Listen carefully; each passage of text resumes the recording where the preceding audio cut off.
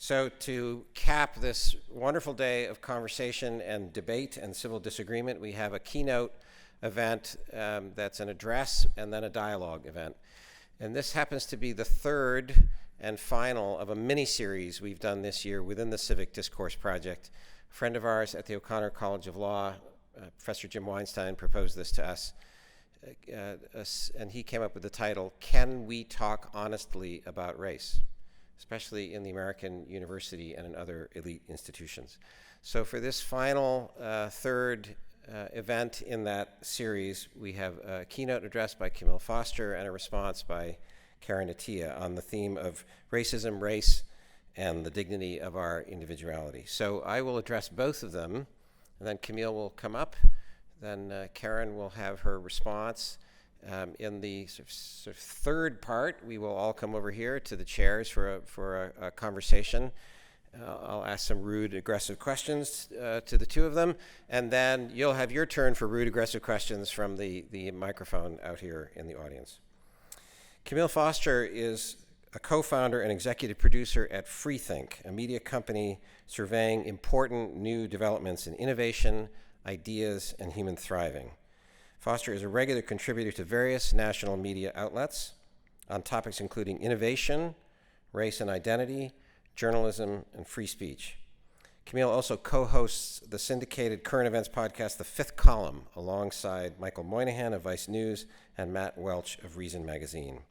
In addition to his work in the media, Camille is a serial entrepreneur. I think that's a term of praise. A serial entrepreneur with a background in consumer goods, e-commerce, and telecommunications. And we are delighted, responding to Camille's remarks, to have Karen Attiah, who is a Washington Post columnist writing on international affairs, culture, and human rights. She's a former Fulbright scholar to Ghana and has reported from Curacao, Nigeria, and Ghana. Her work has appeared in Voice of America, Al Jazeera, the Associated Press, Haitian Times, and other international publications. She's also appeared on CNN, MSNBC, BBC, NPR, and the CBC. Currently, she's an editor and writer with the Washington Post Opinions section, focusing on race, gender, culture, and international affairs. Among her awards and recognitions for writing and commentary are the 2019 George Polk Special Award, the Harriet Beecher Stowe Freedom Writer Award, and she's the winner of 2019 Journalist of the Year from the National Association of Black Journalists. And there are too many other things to say about you, but I'll just say you have a forthcoming book, is that right? Say Your Word, Then Leave, which is a study of Jamal Khashoggi, the Washington Post journalist who was assassinated. So please join me in welcoming both of our guests, and first coming to the stage is Camille Foster.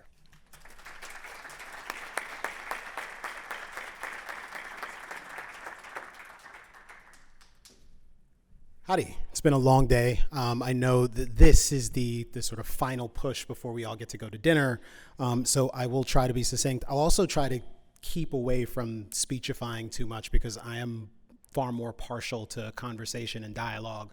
But I do have some things I'd like to share with you. I woke up at about 3 o'clock this morning and I had the brilliant idea to completely scrap what I'd been planning to say before and to rewrite it. So I think that's going to be a good thing because perhaps it's a little more apt. At a minimum, it's certainly more current. I don't know if anyone knows what this image is. I presume some of you probably do because you're space geeks like me. But that red squiggly is around a dot. And that dot, if you are over the age of 30-something, is a picture of you and me. That is our whole thing.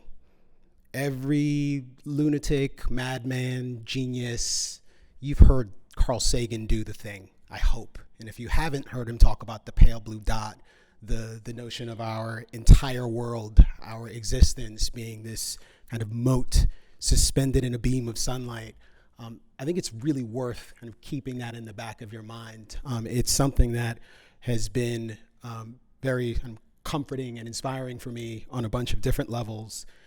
And I think it's kind of the through line for a lot of my work. It was mentioned that I've been an entrepreneur for a while. I have a media company called Freethink. Freethink also operates this thing called BigThink. BigThink you've probably heard of at some point. And in addition to that, I have a podcast called The Fifth Column. And while those things are very different in some respects, what we try to do in every instance is complicate familiar narratives and advance human progress and thriving and advocate for those things. And the conversation today, well, maybe I'll tell you a little bit more about myself first. This is my wife, Tracy. I've been married for a very long time. We met in high school. In fact, I generally describe myself as being very married. My wife is extraordinary. She's brilliant. She's beautiful. And we have supported each other through a whole range of incredible things. And we've had the privilege of traveling the world together.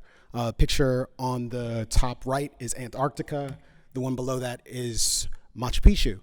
And yes, I am aware that Machu Picchu, if you look at it through a different lens, is actually, this thing built by slaves, but Tracy is still smiling very large.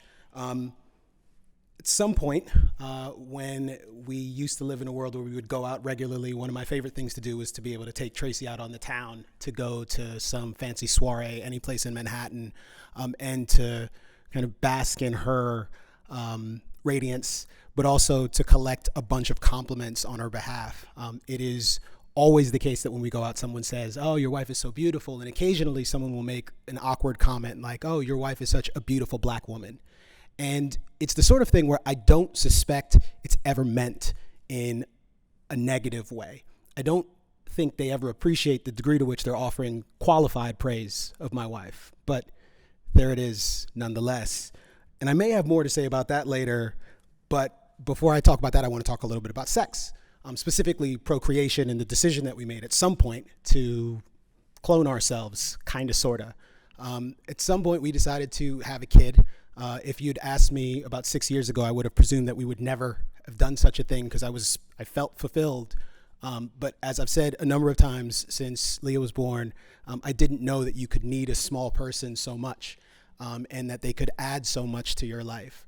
Leah is just this remarkable ball of energy. She's full of curiosity and brilliant ideas. She's so passionate, and I want to talk a little bit about her passions, but I shall also mention that the dog's name is Knox, and on Friday, next week this time, I'll be a dad ×2 because my son will be born, and I'm looking forward to meeting him. I'm looking forward to getting to know what he's excited about and passionate about, and I'm looking forward to learning from him in the way that I've learned from Leah. I know that I won't have the opportunity to program him completely, but one of the things I've really enjoyed about Leah is kind of putting things in front of her so that she can sort of discover them for herself. She loves music. This is her playlist, which I control on my phone, but she is curated. So I give her options and she chooses them. The artists that she loves, it's everyone from James Taylor to Bob Marley, and a little bit of Mos Def in there as well. Again, I've helped with some of that, but there are definitely songs that she's heard in a supermarket and said, "Daddy, can you add that to my playlist?" And I say, okay. Leah's also passionate about photography, which is kind of remarkable, but also totally consistent with the fact that her mom started a photography business, and PJ Masks, which some of you may be familiar with, but if you haven't, good for you. But she also digs stargazing just like Daddy does. And I'm delighted that she's glommed onto that. I hope it's something that she holds on to for some of the reasons I expressed at the beginning of the presentation. But if you've been around small humans, you'll notice that they have this capacity to observe things that we take for granted all the time, stuff that seem like just these trivialities, things that seem monotonous, and they can find the magic in it. Like they're tapped in because perhaps they've just achieved consciousness. They've just discovered, as my son will at some point in the near future, oh, this is my hand, and I've been slapping myself in the face. Leah's made that discovery, and she's gone on to make other discoveries, and she asks sometimes what seem like really simple questions. The other day, she asked me, "Daddy, is infinity invisible?" And we talk about infinity, and we talk about the stars and time and all sorts of stuff. And I always try to give her thoughtful answers to these questions. I never try to dismiss even the kind of the circuitous, like, why? Occasionally, I may try to short circuit it and say, well, why do you think? And elicit some response from her. I do all of that because I respect her. I do all of that because I recognize that she is her own person, and that autonomy is something that I want her to value, and that dignity is something that I want her to demand from other people. And self-esteem is something that it is an individual quality. It's something that you can decide to invest in something else, but I hope you would invest in your achievements and accomplishments. And I want to know that when I entrust her to someone, like an educator, that they want the same things, that they see the same things in her.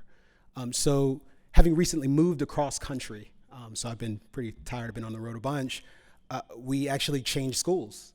And on Monday of this past week, I took Leah, along with her mom, Tracy, to her first day of school. And when we walked in the door, we were greeted by a display.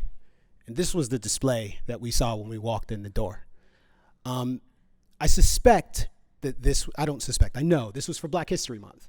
And most of the books there were, from most people's perspective, kind of inoffensive. I have weird feelings about Black History Month. Maybe we'll talk about that too. But I had particularly weird feelings about this book, Hey Black Child. It just seemed strange. And at some point, having walked Leah to her classroom and finally gotten her in to talk to the teacher, who she hugged immediately to try and find like some security and safety, I came back out and I talked to a member of the staff.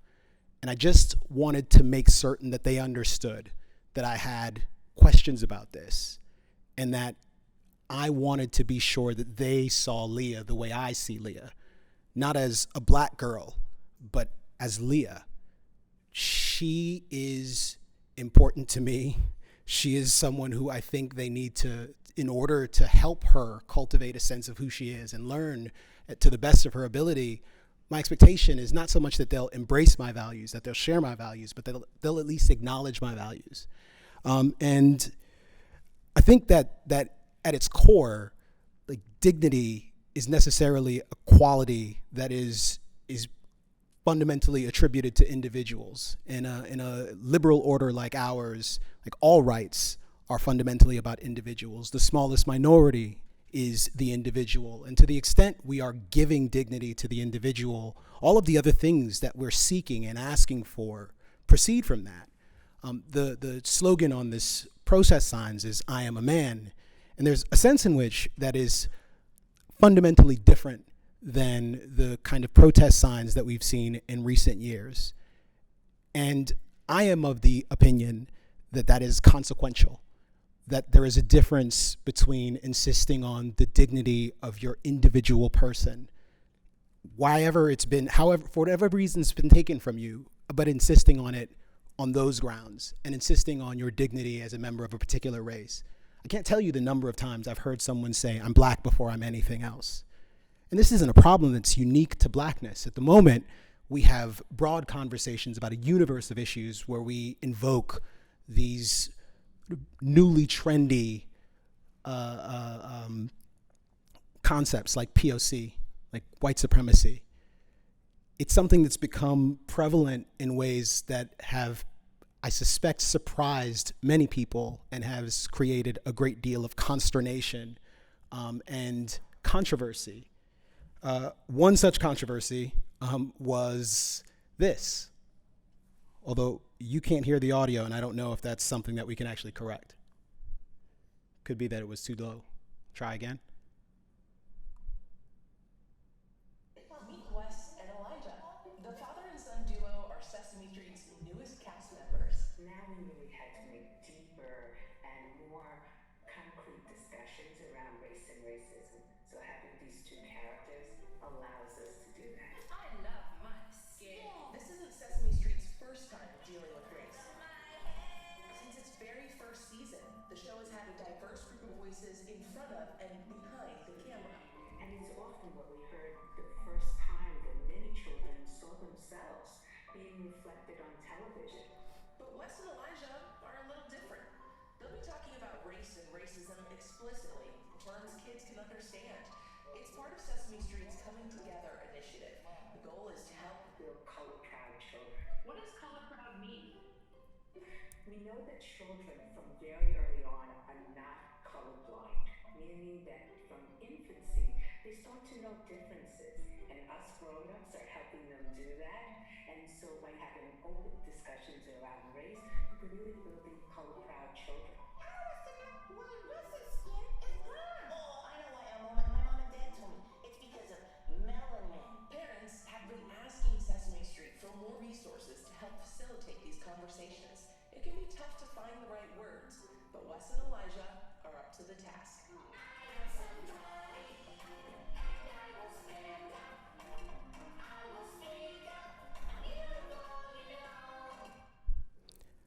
My suspicion is that most of you were at least aware of the fact that this had become somewhat controversial. And my goal is not to kind of overstate things. I don't want to ignore the fact that this is obviously created by people who have very good intentions. But I also do have some rather serious concerns about an institution like Sesame Street, which has always been celebrated for the fact that it has been a space that doesn't seem to exclude anyone for any reason, making a pivot away from including people of all backgrounds and of all kinds to explicitly endorsing a notion of human difference like race. And I don't want to, again, like kind of, my time is limited, but I think I will go ahead, and I wasn't quite sure I would do this, but I'm going to play the clip for you because I think it's actually instructive and valuable and indicative of something that we've probably all seen happening on college classrooms, certainly in K through 12. So I'll give that a whirl right now.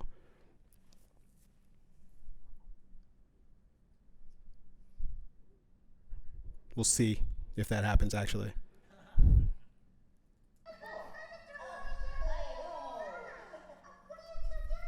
Dad and I are taking a break from our nature walk. Can we stop for a moment to enjoy the colorful leaves?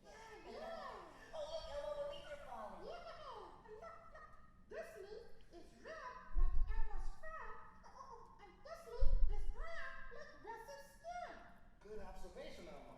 Oh, thank you. Elmo has a question. Oh, what is it, Elmo? Elmo wants to know why Russell's skin is brown. Oh, I know why, Elmo. My mom and dad told me. It's because of melanin. Right, Dad? That's right. No.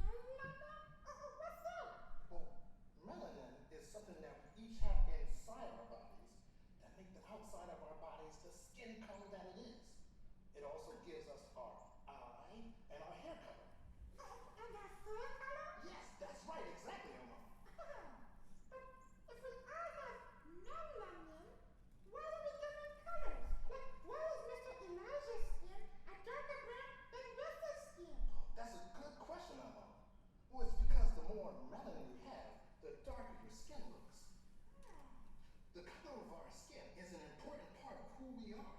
But we should all know that it's okay that we all look different in so very many ways.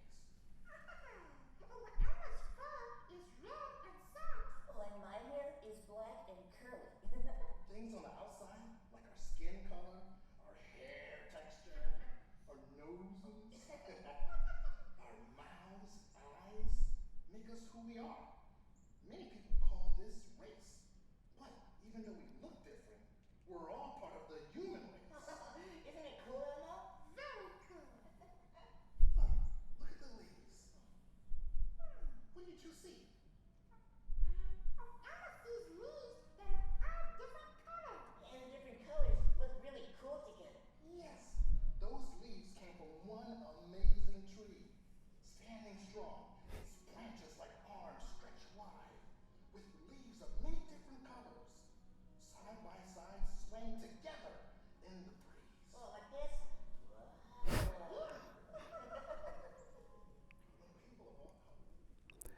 I think you get the idea. And again, the sentiment isn't like egregious. We're different, but we're kind of the same and we're part of the same human family. But this sentiment, again, does seem a little bit off center. The color of our skin is an important part of who we are, is it? Things on the outside, like our skin color, our noses, our mouths, and our eyes, make us who we are. Do they? I don't think they do. It's certainly not the message that I give to my daughter. And it doesn't suggest that there is not racial discrimination. It doesn't suggest that history doesn't have consequences that ought to be considered. The question isn't whether or not history has some bearing on the present. The question is the answer anyways, is a matter of degrees. But more than that, it's a matter of acknowledging the incredibly complex interplay of our individual experiences and the circumstances that we all happen to share. And in that context, I think it becomes very difficult to embrace a notion of making race a fundamental component of who we imagine ourselves to be and how we explain all of the phenomena in the world. But I do worry that a number of people of very good faith, a number of people who want to do good in the world, have embraced a worldview that encourages them to effectively allow beliefs about the interplay of race and history to almost function as a kind of God of the gaps, explaining virtually any phenomena that we might possibly experience. That we'll take complicated, difficult problems that we've been trying to solve for decades, centuries even, like how best to educate a populace. And rather than looking at how best to improve schooling overall and raising the quality of schooling overall, we begin to focus on disparities. We genuinely create a contest between, is it better to eliminate disparities or to increase the quality of education for every student? And one could ask precisely the same question about any of these things. Musa spoke a little bit earlier about disparities and how easy they'd be to eliminate.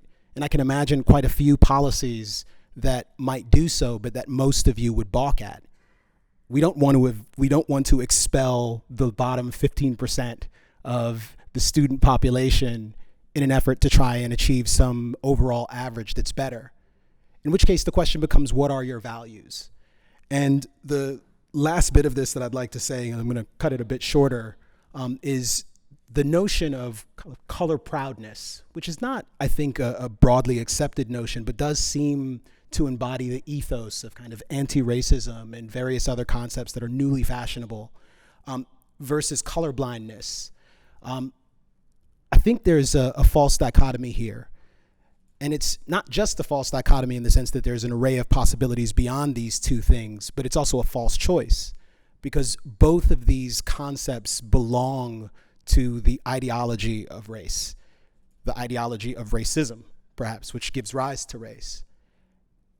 And unless you're prepared to recognize that there is no spoon, and this is my deep, heartfelt belief, I think you are bottling yourself up and preventing yourself from imagining new vistas. And you're doing something that we've done for a long time. Martin Luther King is a person who means a great deal to folks on the left and the right. In our polity these days, it seems that there's been a contest, certainly this past Martin Luther King Day, to determine who he would agree with more. And I think in many respects that project is deeply flawed. I don't need to have Martin Luther King agree with me in every respect to imagine that my perspective on things is right and acceptable. I believe in the values that were articulated in the March on Washington. I think most Americans generally believe in those values. I believe in I respect tremendously the courage that Martin Luther King displayed and that various other participants in the civil rights movement displayed. But I also know that at some point you need something more than a restatement of old values. You need to reimagine what's possible, and you need to reach for something beyond what you've already been limited to. I started off with this, picture from the Cassini spacecraft, which is a telescope. Like, that is effectively a descendant of Galileo's telescope, which, when it was developed during an age when most people believed in witchcraft, when superstition ruled the day. People weren't excited about Galileo's invention. They were mystified by it. They thought it was a kind of magic. Some of them swore it off completely and wouldn't touch the thing. our capacity to take a shot like that, to reimagine our position in the universe, in the cosmos, the miracle of consciousness, of our time here together, the fact that whatever our differences, whatever our unique experiences, that we all are here together, that Elon Musk and the homeless gentleman who I brought breakfast for yesterday, like, are in many respects struggling through the same things. And our capacity to do great things like send spacecrafts tens, hundreds of thousands of miles away from where we are, distances that no human could travel in their lifetime and survive. There's something about that that's just so extraordinary and worth celebrating. And I think it's an achievement that depends on us being able to jettison bad ideas, that depends on us being able to imagine new possibilities. And one of the obstacles to us getting there, in my estimation, is not being able to articulate our values, to clearly define our determination to make the individual the kind of centerpiece of our advocacy, and the particular focus of our concern. So I'll wrap there, and I thank you so much for your attention. I really look forward to Karen's response and to having a conversation. Thank you.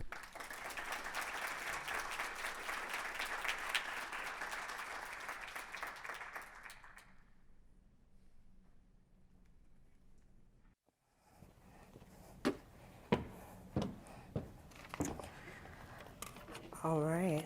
Can you guys hear me? Okay.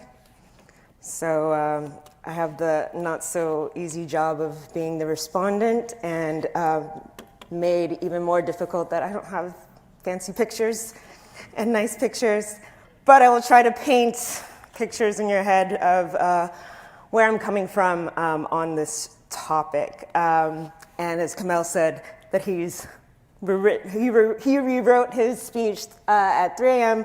I am rewriting as I go along as much as I can so that this can be a sort of current discussion. So I'm going to appropriate a page from Camille's approach and perhaps introduce myself a little bit as an individual so you can understand, as a writer, as a journalist, my journey to how I think about a lot of these topics. I am a proud daughter of West African immigrants. My mother is half Yoruba, half Ghanaian. My father is Ghanaian. They came to the United States in 1982, ended up in DeSoto, Texas, a few years before I was born in 1986.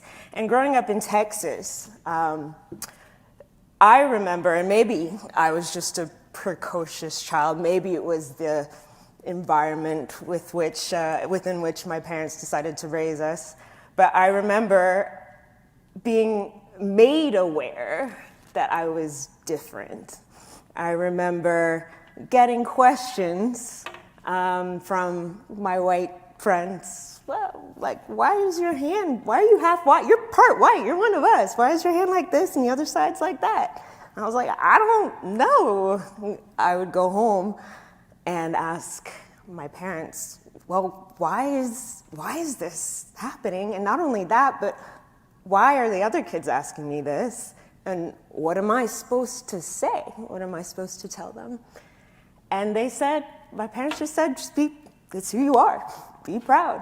Not so much about the skin color, or not so much that I was so preoccupied with sort of the physical difference, but it kind of lit up in me, and I would say, frankly, from the rest of my life, of how did I come to be? Mom and Dad, how did you come to be? Where did you come from? Where did your parents come from? Who are you? And then who am I? And who are the others that look like me? And what is our place in this world? And as I grew older, I started to understand through school. I was the one asking the questions. I was like, hey, teacher, Hey, world history teacher and AP world history. Okay, so we've learned about Europe. We've learned about the Americas. We've learned about civilization. We've learned about Shakespeare. We've learned about the greatness of Europe. When are we getting to the Africa history section? When are we getting to, in my eyes, when are we getting to where I came from? And I still remember, oh, we'll get to it. We never got to it. And I still remember to this day just this feeling, not only was I different, but I was not where I came from, where Black people came from, it was not as important. And I never forgot that. It led me to wanting to study this, and I went on to Northwestern and specifically sought out education in modernity, race, globalization, the history of colonization, and this journey about race, not so much about why my body was shaped a certain way or why my hair looked a certain way, but how the social construct of race came to be, how the world order as we know it now came to be. It was all rooted, my interest in the collective world history was rooted, and I still would say that, in my individual pursuit of trying to find out who am I and what is my place and how can I take up more space in this world. So that being said, I spent a lot of time thinking about the past, particularly in our pandemic isolation. Camille said, he was very married. I am very single. So I had a lot of time to think about these things and a lot of time to think about the world, not only that I would like to live in, but the world that I would like to leave behind, should I have biological children or not. And recently, I have been really immersed in the thinking and the words of W.E.B. Du Bois, who's pondering these very same questions at the sort of what seemed like the collapse of Europe after the Second World Wars, during his efforts to promote the Pan-African Congress, to promote the idea that that Black peoples around the world had a place in history, and not only had a place in history, but that he believed it to be dangerous and detrimental to not include those who had been racialized in the construction of the modern world order. And if you read his book, his 1947 book, The World in Africa, you find him pondering the contradictions, the hypocrisies, that the superior nations, the pinnacles of freedom, individuality, and so-called rational thought had fattened itself up not only by slavery and colonialism, but the continued rationalization of these practices. He said that, in particular, Africa and the Black peoples were seen to be not an integral part of the world because the worlds which had raped it need to pretend that it had not harmed a man but a thing. So I started learning about all this in school. Was it difficult? Yes. Was it uncomfortable? Yes. Was it absolutely necessary? I would say so.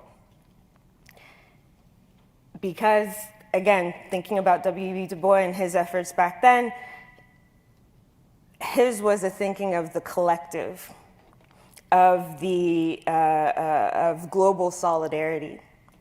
So, again, I come to this, particularly as a writer and particularly as a journalist, when we talk about individuality and race and racism. I mean, I disagree that speaking about the collective experiences, speaking about racism and the world order that we live in that fundamentally has been based in injustice, based on labor exploitation, I find it absolutely crucial and absolutely necessary and absolutely a requisite for building both the emotional and the intellectual muscles, capacity for us to rectify the wrongs and to move forward into the collective visions of a better world.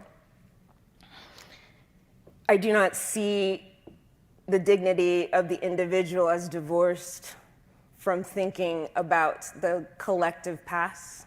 I do not see thinking about the individual aspirations, abilities, talents as diametrically opposed to thinking about how histories of racial pseudoscience, measuring skulls and hair and phenotypes, I do not see that as exclusionary to thinking about these things. As the kids say, we can walk and chew gum at the same time, right? And I come to this obviously as a Black woman in the world and knowing all too well the realities of sexism, racism, colorism, and xenophobia, and choose not to be silent about this. So to think about, let's talk again about individualism. America in particular, I was listening to a podcast on Freakonomics. I like Freakonomics a lot. And there were studies about America being on the scale of individualism to collectivism, being on the extreme end of extreme individualism. And what that means is a predilection for emphasis on innovation, emphasis on optimism, on sheer inner talent, on work ethic. Individualistic countries there's a high premium on movement, on work. They tend to be richer. But the emphasis on individual traits also leads themselves to justify inequalities. In particular, this is a country that sees individualism as a vehicle for competition, as a vehicle for hierarchy, and arguably a perfect breeding ground for the racial inequalities and caste systems we see today. And it is true, and we must grapple with, for white men in particular, the majority of the history of this country, it was their freedom to enact the suppression of others, from the permission of marital rape to longstanding impunity for murdering Black people, Indigenous people, and other minorities. This has been the status quo, and we see the price of individualism everywhere. We are the nation with the highest rates of child poverty, some of the highest rates of child poverty, incarceration, and disregard for social services.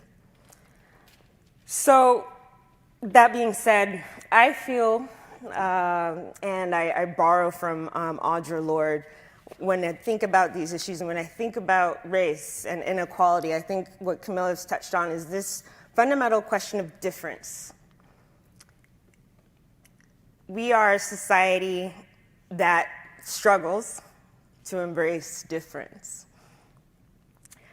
We have an opportunity here to cultivate what Audre Lorde has written about in her amazing essay, The Master's Tools Will Never Dismantle the Master's House, of forging and cultivating, I believe in the future, interdependence. And I'll read from her essay. Difference must not merely be tolerated, but seen as a fund of necessary polarities between which our creativity can spark a dialectic. Only then does the necessity for interdependency become unthreatening. And I would emphasize, within the interdependence of mutual, non-dominant differences lies a security which enables us to descend into the chaos of knowledge and return with true visions for our future. Difference is that raw and powerful connection from which our personal power is forged. Without community, there is no liberation. only the most vulnerable and temporary armistice between an individual and her oppression. But community must not mean a shedding of our differences, nor the pathetic pretense that these differences do not exist.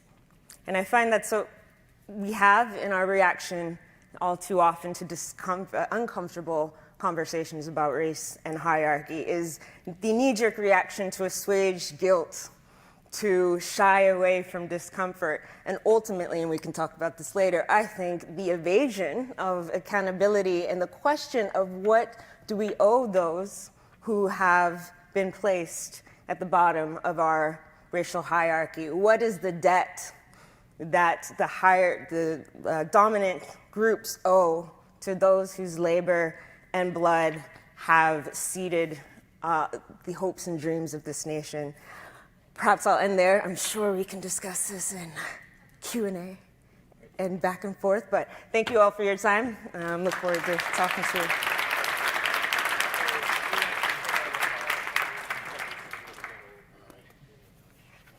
Thank you, Karen. Yep. And you're in the middle. Got it. Okay. Do an advanced maneuver and just step up the stage. Ooh, man, I had to. Thank you so much, both of you. I just want to begin with a word of thanks. As I mentioned, this is the third of these dialogue events that we've had, and we thought this is pretty rare. Three times that we've done it, to have people agree to share a space or a stage, knowing they would disagree with each other.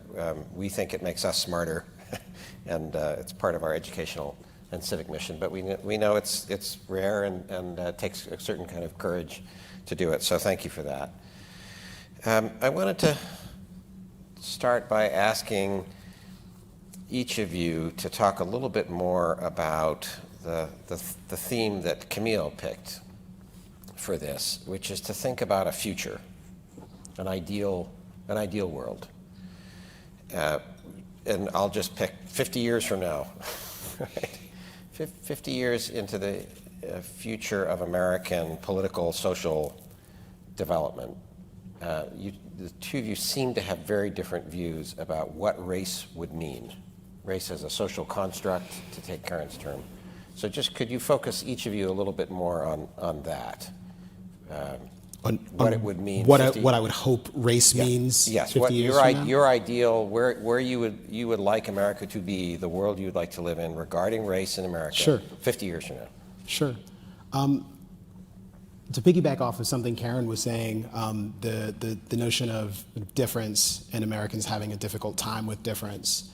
I'm not sure I agree with the sentiment as expressed, but I wonder if I were to reframe it, because it seems to me that the contemporary idea with respect to race and how we interact with it is not about difference, but about presumed similarities, about these hard and firm bifurcations of the populace into perhaps privileged and unprivileged, or advantaged and disadvantaged, or black and white.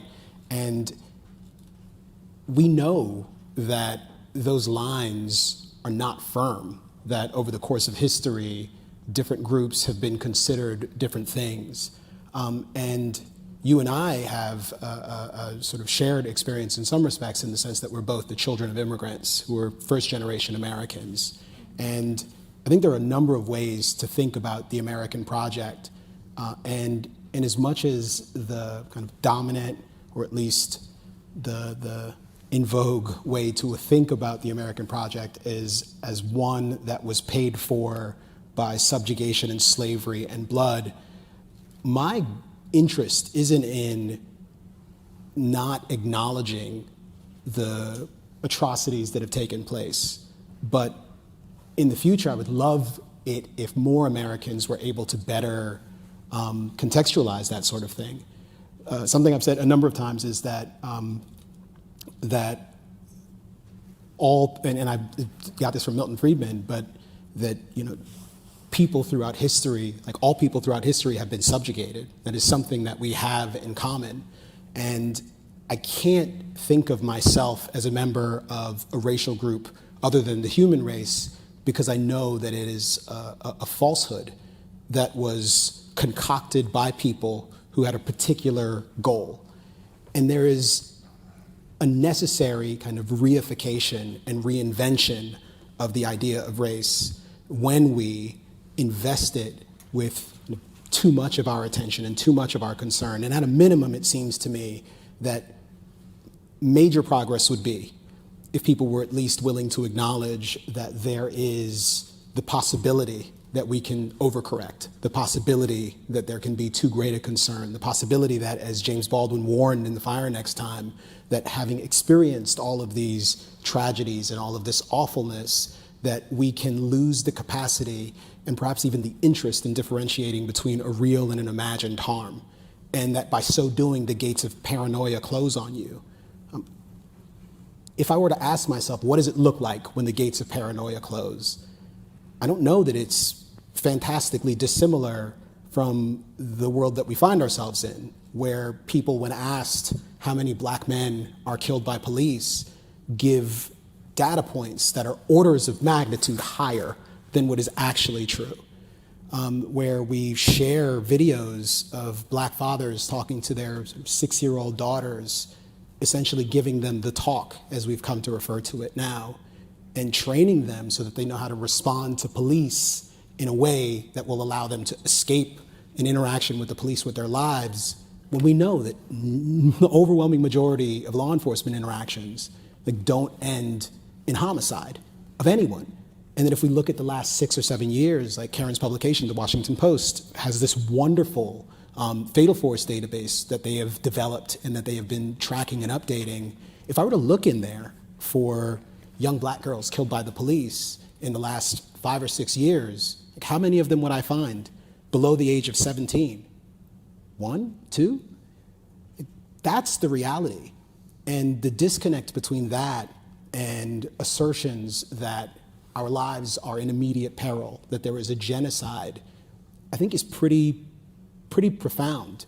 And we have a great many problems, and I don't know, in fact, I know overstatement and hysteria are obstacles to progress. They're not expedients. They can focus our attention on something, but it is almost certainly going to lead to bad outcomes.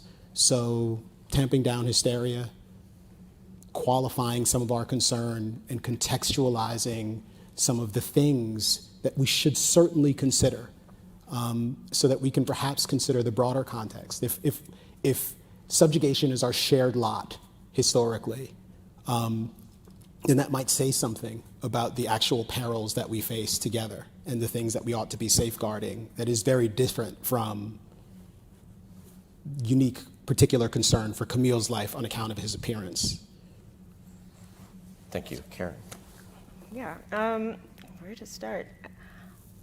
You know, I would say, first of all, I think that, you know, I would disagree that we are in a state of paralysis or paranoia over what to do, that there have been, and not just, you know, I think I want to be very clear in that we should give credit where credit is due. The Black Lives Matter, the protests that we saw 2 years ago, the articulations about visions for a better world, those are not trendy, those are not faddish. The only thing perhaps that was new about it was the scale and the speed within which the discourse about these things was happening.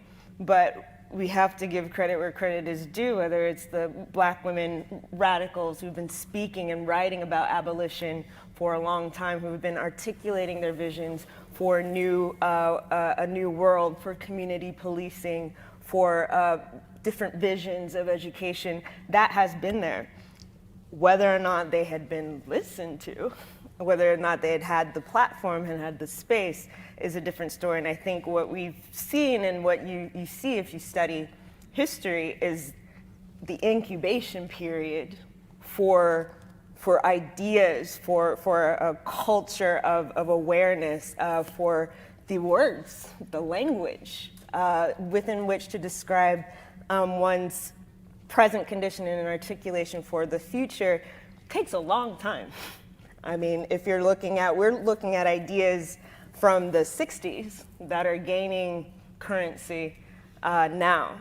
So I would say that this is not at all a moment of paralysis. And in fact, I mean, sure, it is despairing to see those videos. It is despairing to see data sets of wealth gaps, of all manner of social inequalities.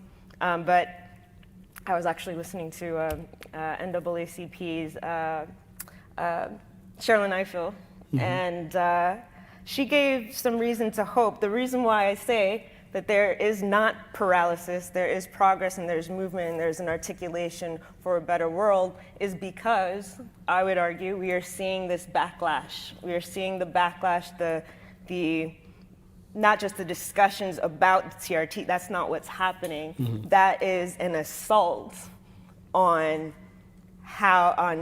I would say, literature, voices, diversity, initiatives, attempts to try to, however inelegantly, you can talk about the, pedagogy, the teaching methods of how to do this. We can talk about, do I think, putting Rosa Parks seats on Houston buses is gonna get us to the promised land? There's a lot of weirdness and tomfoolery, but there is I think, efforts to try to respond, I think, to the demands, and what I would say are the demands for dignity, the demands for, if you look at not just, we're talking a lot about the American context, but if you're looking at efforts in Europe, in Britain, to decolonize the academy, students who are saying, just like I did as a kid, saying, hey, I'd love to learn about the Ashanti Empire. Hey, I'd love to have James Baldwin taught in schools and have him be one of the greats, right?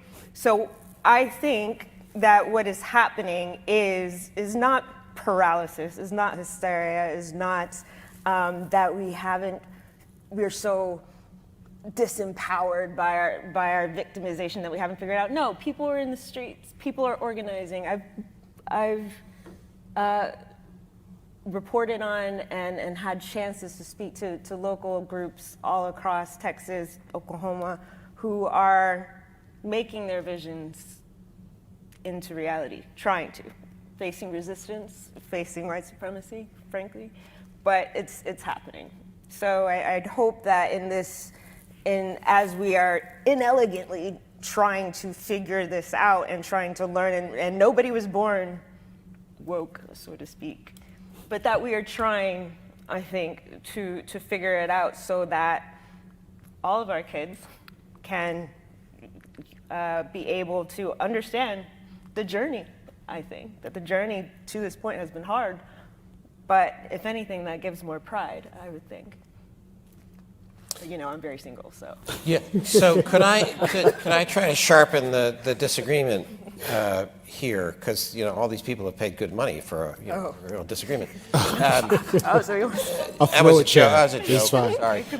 So Karen, your vision into 50 years is that race would be a focal topic, the history and consequences of racial discrimination in prior centuries would be a more central part of education and of civic discourse toward some aim of justice, but you can't get to, what's the definition of justice is a question, but we can't get to a better place unless we have more awareness about history of racial discrimination and injustice. And so is that correct? And then also, again, what is the 50 years from now, America would look like what in terms of thinking and talking about race? I mean, just me as a realist, like 50 years from now, if we don't get certain things correct, we're gonna be right back in the same place we are today. I think 50 years from now, I would imagine a future where we could have, and again, I'm one of those who doesn't believe in sort of surface level diversity or representation. As I see it as an end. I see, particularly when it comes to our institutions, and particularly when it comes to, again, the ability, the dignity of everyone to be able to determine their course in this country, that it's not met with obstacles. I would like to live in a country where, as a Black woman, I'm not nervous to give birth, given the maternal mortality statistics. I would like to live in a country that or in a state, frankly, that's not trying to ban books by Black, Jewish, LGBT authors. I would like to live in a country where white supremacy is not a thing, because I believe that will allow, frankly, all boats, I think, to rise. So what that looks like on different sort of individual levels or different sectors of society obviously is different. But I think fundamentally it's not so much that I think it's important to teach about the history of race and racism, but I also think it's important to teach about the present of resistance. I think it's important to teach the fullness of history, that there's more to Black history than just the white encounter. It doesn't just begin at 1492, right?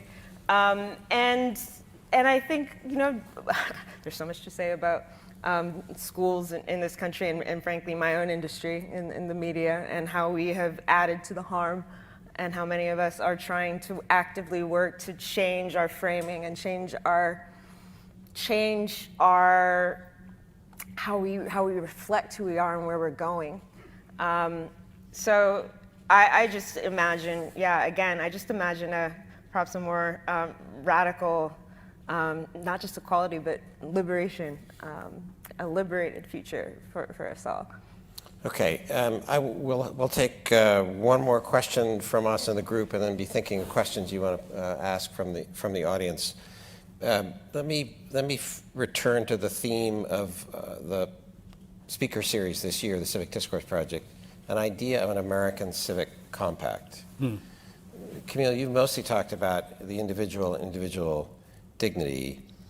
I wanted to ask both of you if, as a hypothesis, there's an idea of an American civic compact as a necessary quality for a healthy political community, that there's more than contract or transaction that connects Americans, their shared beliefs, ideals, principles for American citizens, aspiring citizens. For each of you and your ideal views of a future about race, how does your vision fit with an idea of an American compact civic community in which there's disagreement and debate, but there is some fairly solid shared set of ideals and aspirations? So Camille, could you? Well, again, I think in terms of a liberal order, like the building blocks of a liberal order is the individual. And to the extent there's any sort of compact to be struck, it must be on the basis of individual rights and individual liberty. And if the question becomes, are there these vestiges of history, and are they unequally distributed throughout the populace with respect to race? And my answer to that question is yes. But it also seems to me that there is a question of magnitudes here, and a more important question related to whether or not we're actually being sophisticated in our analysis of things when we find a group of impoverished people, say the impoverished population of the United States, and when we look at them with respect to race and then address ourselves to the disparity as opposed to the genuine needs of the individuals who are a member of this population. I don't know that the label systemic racism, in fact, my presumption is that the label systemic racism isn't terribly instructive when it comes to actually developing actionable policy and insights that are consistent with that idea of equal protection under the law addressing itself to your unique circumstances. And I worry a lot about a kind of like perspective on justice that depends on the notion of hereditary culpability. I think that that's deeply problematic and morally somewhat dubious. We don't do that in our criminal justice system as a matter of course. You know, if my father was responsible for grave crimes, there's no sense in which anyone would think it was appropriate for me to be punished for that in some way, shape, or form. In many respects, I'm a victim of that. And I think in a very similar way, there's the notion that our current perspective on race and the renewed attention given to race is enabling us to do much more sophisticated thinking about our history and our relationship to history in the present, when the reality is that it's incredibly complicated. Like, what is the impact of slavery on a family that has lived in the South for generations and never owned slaves, which is actually the case for most people who lived in the South during the periods when slavery existed there? What does it mean for most of the people who worked on smallhold farms who owned slaves, which again is the condition that most slaves found themselves on as opposed to major plantations? Slave owners who worked alongside their slaves. It was a difficult, complicated circumstance that it is really impossible for us to appreciate the kind of difficulty of.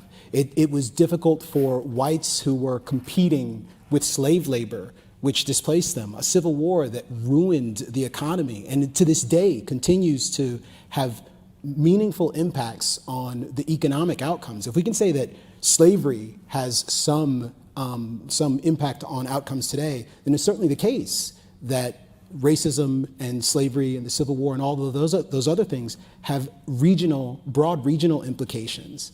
And I think if we're going to talk about having a complicated, nuanced, thoughtful conversation about these things, about getting serious about reckoning with history, then I think it requires us to actually acknowledge like that complexity as well, as opposed to just kind of wave our hand at it and say, you know, white supremacy, racism. I mean, one question I would ask you, Karen, because I'm genuinely interested in your response, is if you don't find it challenging sometimes to imagine yourself as a black woman, as someone who's from the African continent, as actually all of us are. We're all African American in an important respect. It seems odd. I have a difficult time with the notion of embracing an identity that was created for me by people who would have hated me, and perpetuating it further and imagining that there is a global diaspora of blackness, when in fact this is a fiction. It isn't a thing. There isn't a fundamental relationship there. There is no irreducible notion of blackness that we can actually tap into, or whiteness for that matter. We are perpetuating a fiction, and I worry that there are tangible harms there. Floor is yours. I went a little hard that time. I went further. I said my more radical stuff. I know, like, talking about slaves working alongside their slave masters is wild. Slavery is complicated for all parties involved. But it is complicated. Brazil had more slaves than we did. Their outcomes aren't better. So I'll answer your specific question. Race is a construct. Yes, race is a construct to justify very real realities. It was a fiction of inferiority of peoples, a fiction, and again, you know, so much writing on this, W.B. Du Bois spoke of the liberal world order that you speak so much of has been illiberal, has been dependent on, and you look at what we see as today, for instance, again, it is not difficult to see. I mean, look at the United Nations. Look at what happened this week with the UN Security Council. And the ambassador of Kenya gave a very eloquent speech about colonial nostalgia and opposition to Russia's aggression in the Ukraine. Right? Everyone said it was great. Everyone said it was brilliant. Me, I look at that situation and I'm like, it is a legacy of colonialism that certain countries have permanent seats on this body. And there's no African nation that has a permanent seat at the Security Council, despite the fact that the majority of security operations funded by the UN operate on African soil. That's Africans not having a say in their own destinies, still, to this day, right? So I look at that and trace that back to the formation of the League of Nations, the so-called liberal world order, which excluded Japan on the basis of race. And some would argue that that humiliation on the world stage led to Japan wanting to lead to aggression against the West, right? There's this history that we are still grappling with, and yes, they're based on the fictions of the inferiorities of people, but it has very real outcomes in the fact that entire groups are not able to exercise their own dignity, to control what happens within their own borders, right? So, when you ask me, why do I embrace it? Why do I, I frankly, it is not so much that I do not embrace the fiction. The real fiction is the inferiority, right? It's the notion that because I come from a place or from a group that has been deemed to be, that has been painted to be, that has been lied about for hundreds of years in order to justify the exploitation, I can be aware of that, but in order to reject that, I need to be aware of that. In order to actively work against it, I need to understand what I'm actively fighting against. And so it's not a matter of, there's nothing wrong. For a long time, there were people who were, in order to survive, had to, whether it's passing, being in proximity to whiteness, bleaching of the skins. These have very real impacts that I didn't have, these sort of attempts at Sesame Street. The only American Girl doll, for instance, I had was, I'm dating myself, but Addie, who was a slave girl, right? I'm like, is that it, right? But it's only as an adult that now I'm aware. And it's like, okay, we can fix this. We can have different, I can create a different reality myself. So I think it's more so, not so much embracing the fiction, but stepping into your own creative power, again, to imagine a different present, to resist those fictions. But you have to understand how the fictions came to be. Just because stories are not real, do not mean that these stories, especially as a journalist, do not have very real impact, whether it's stereotypes, whether it's pathologizing certain communities in order to justify why they need to be surveilled, why they need to be policed, why certain groups might not feel pain as much, so we're not going to give them pain medication, or we're going to dismiss them. These stories have an incredible amount of power. So this is why I think that an incredible amount of power, and there's an incredible amount of money and resources that go into creating complete alternative realities, right? So I just believe you have to know what you're up against, and in order to mobilize, and not just per se, but in order to mobilize for the direction of your future, you have to understand where you come from. So yeah. Anyway. Yeah. Let's take a few questions from the audience. While we have about 10 minutes left. Anybody? They're hungry. They want to go to dinner.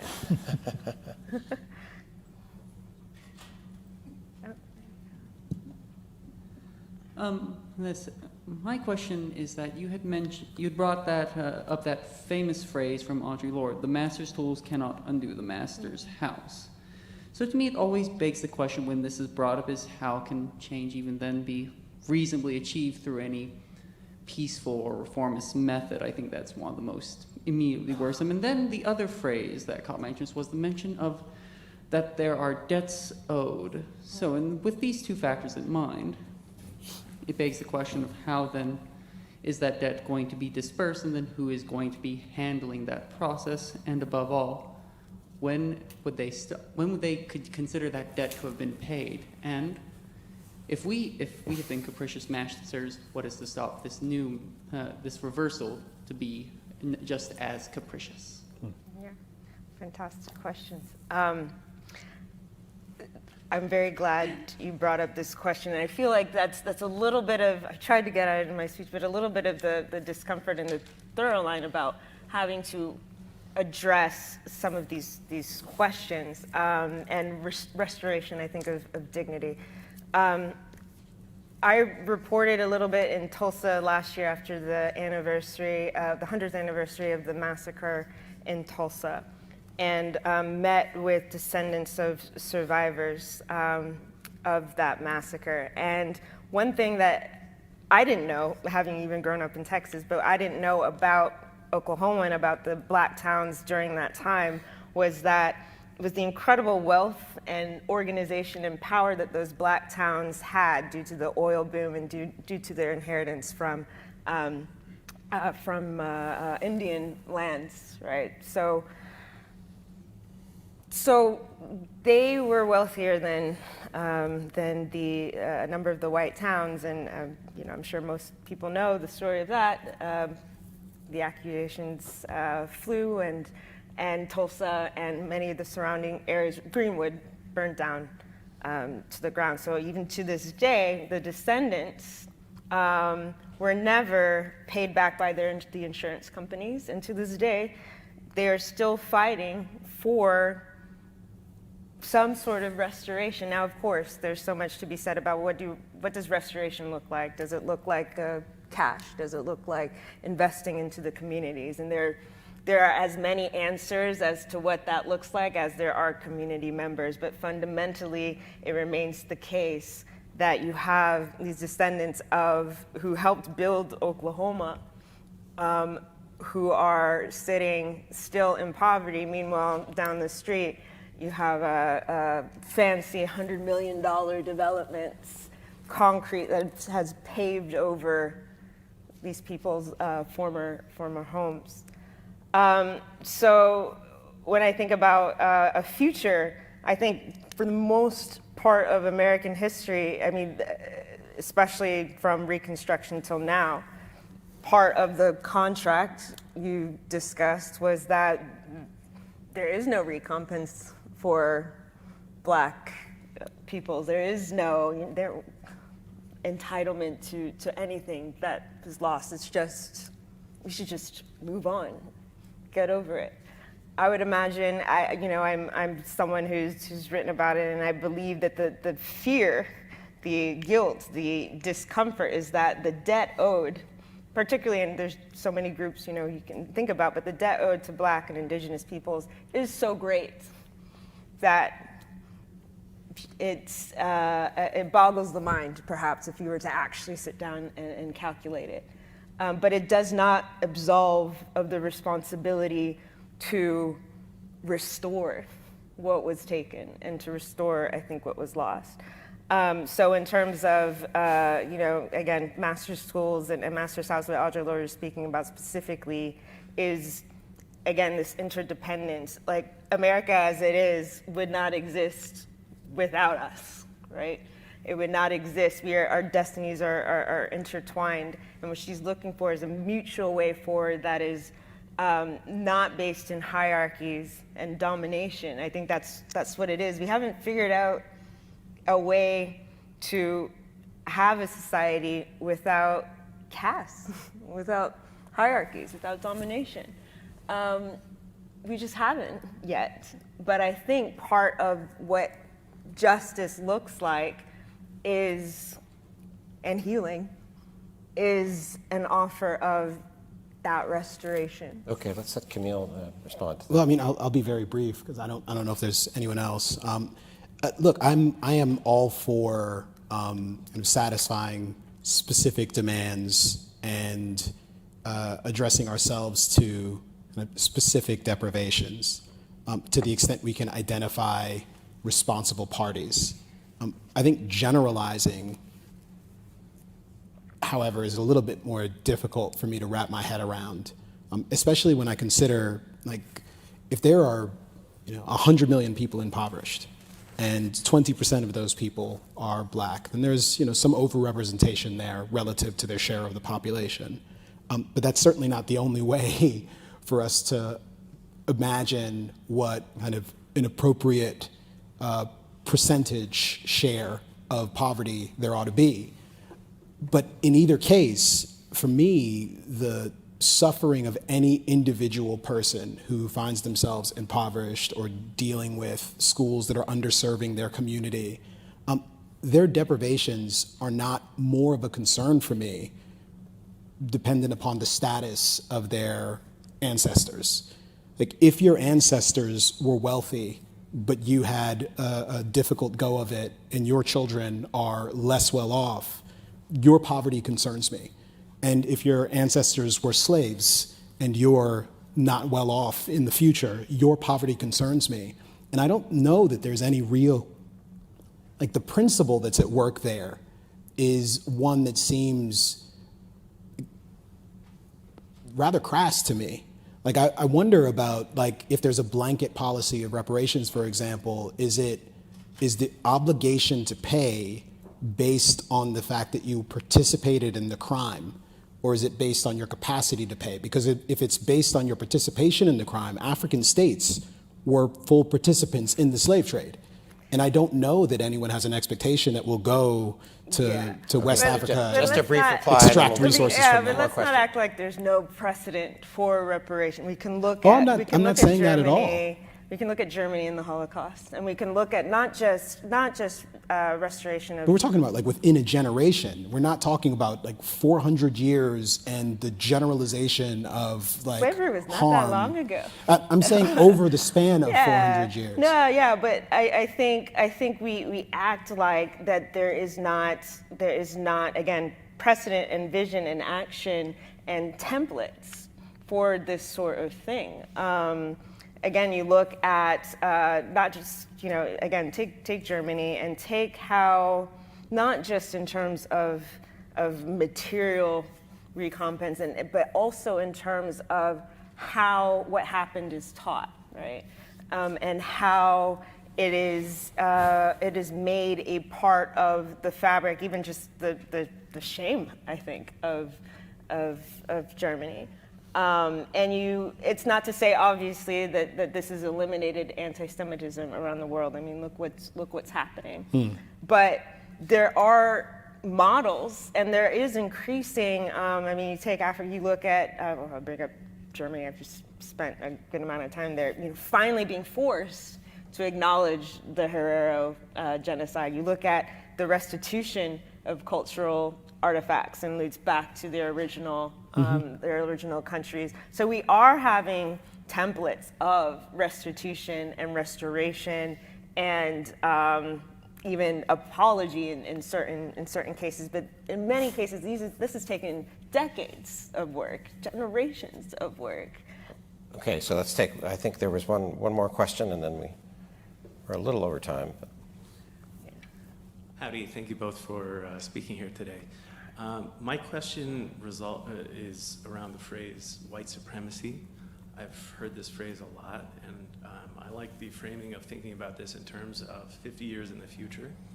Thinking back 50 years, I feel confident that I have a better idea what the definition of the phrase white supremacy actually means. And so my question for both of you is, how exactly would you define white supremacy? And secondly, would that shifting definition not be some evidence of the ability to transcend genetic determinism? Thank you. I'm actually very interested in your answer. Oh. Yeah. So the premise is that white supremacy in 2020 is not what white supremacy would have meant prior to the civil rights legislation in the 1960s, constitutional settlement. Okay. What does that mean? I mean, I suspect what we would agree on this, that there are really kind of two separate concepts of white supremacy. Like, there is the idea of someone believing in, like, the literal supremacy of the white race as compared to other races. In which case, this is an active belief, an actively racist belief. And then there's the notion of a system of white supremacy, the description of the prevailing economic and political order as one that is descended from this process of racial subjugation and of kind of racial stratification, and that as it plays out over time, it maintains some of these particular gaps in terms of outcomes, disparities, et cetera, and perhaps even makes those things worse. I don't know at what point you would be able to call an order kind of not white supremacist beyond at some point achieving kind of equality of outcomes on the basis of like racial groups. But I think those are the two kind of different definitions that are operating. And I think in a very real sense, it is not the case that 50 years ago, there wouldn't have been people who thought about white supremacy in a kind of systematic way. They've thought about both things. I think it's perhaps the poverty of language that we effectively are often using the same terms like racism and white supremacy to describe both a kind of systemic thing and an active belief that someone has. But they are kind of independent of one another. I actually think we would be better served in a profound and significant way and be able to make progress on certain issues if we could talk about them in ways that weren't so charged. But I will say that I think it's actually pretty convenient for people who are concerned about these issues to be able to use the phrase white supremacy and have it have all the megatonnage of referring to, you know, the guy with the Confederate flag like waving from his house or something like that. And also the basic idea that anyone in this room who is not actively anti-racist is essentially a collaborator with white supremacy. Karen? Yeah, you know. Did I get any of that wrong? Huh? Did I get any of that wrong? You know, I think I think there is a convenient attempt to, I think, mischaracterize. There's a difference between benefiting from privilege, white privilege, proximity to whiteness, and you can benefit from that and be a person of color and benefit from that proximity. Whether it's me being a child of immigrants, my name is Karen. Like, look, like that was a deliberate tactic by my mother when she had me. To Americanize you. Correct. To survive. But plenty of people from like Czech backgrounds do similar things. Is that white privilege when they're doing that? I mean, my name is Camille. I don't think it's a disadvantage, but it's certainly an unusual, un-American name. Yeah. My good friend Namdi and like most of my African friends are doctors and lawyers, and they succeed despite the fact that their entire name gives you a sense that, oh, he's Igbo, he's Yoruba. He's exotic, he's foreign. He's, you know. He's not Deshaun. Correct. Like, I think we have to be, you know, it's difficult to talk about, but we have to be honest about that, and honest about the strategies that it takes to survive. And I talked, of course, with Karen being a thing, I've had a lot of time to think about this. And my mom was outright like, yeah, I did what I had to do. I knew what this country was like. So I wanted for somebody, when they saw your name, that it'd be easy and comfortable, right? They wouldn't stumble over it. And I'm sure, you know, it's open doors. So I've written about that. I've been open about that. I think just as, and same as we talked about, just as these categories of who is acceptable or what is acceptable in order to gain access or closeness to power changes, the notions of how power operates also changes. Yes, we're not, well, actually, or maybe it stays the same, because right now people are in the streets, or should be more in the streets. We're going back to having to deal with voting rights again, and access the ballot box again in Texas, having to deal with the banning of books again. And now the language, the tactics, the speed, the force has changed, but the fundamental, I think the fundamental aim is still the same as it was, which is what we saw in the civil rights era, progress by blacks, and then you saw the resurgence of Confederate flags in state capitals. You saw, say in Texas, that was actually when they decided to put Confederate Heroes Day on the calendar in the 70s, after there were black legislators who ended up into the state house. There was that backlash. We're facing that again. And so, you know, I see that as, it's just a fact. If you look at the major institutions that we have, there are not a lot of black people calling the shots. It's just a fact. You know, so I think there are alternative visions that are happening. There are people, you know, who are creating their own companies, who are creating their own media spaces, who are deciding to actually move from the north back to the south. We're seeing these migrations. We're seeing actually people who are deciding to move back to their home countries and build up Africa and invest in Africa. So you're seeing, you know, I think a consciousness raising and a questioning, I think, of these systems that we've been told to buy into, that of whiteness as being the standard, the achievement, the ultimate. Right, you know, I think, but I disagree that it's this. I think the right in particular has made this a sort of bogeyman, that when you teach about these realities, that you're trying to demonize a group, that you're trying to, and it's not about saying these people are mean to me, or that everybody is walking around in a you know, a white hood. But it's rather about, okay, we need to all learn about this together, because I also believe all these groups, all this history is coming up for all of us together. How can they be allies? Or I think allies, it's the word, how can they be co-conspirators in trying to undo the damage, and the realization that, you know, particularly if you lift up the least of us, all of us benefit and all of us succeed. Okay, I thank you. To be continued in a larger sense. Let me just make a few program announcements before we say a final word of thanks for this conversation. So for those of you here in person or online, we start again tomorrow morning at 9. There'll be breakfast here at 8:30. We have a panel discussion on the idea of political friendship, what that might mean, and then a final discussion about civic education and the American Civic Compact and the common good. So from 9 to a little bit after noon tomorrow. Let me say a very quick note of thanks to Dr. Carol McNamara, our Associate Director for Public Programs, who plans the whole Civic Discourse project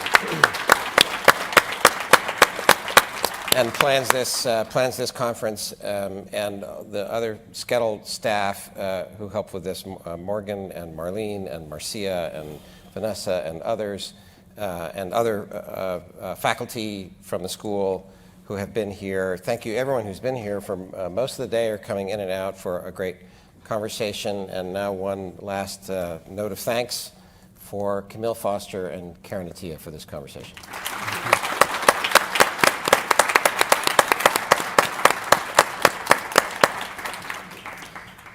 Thank you so much.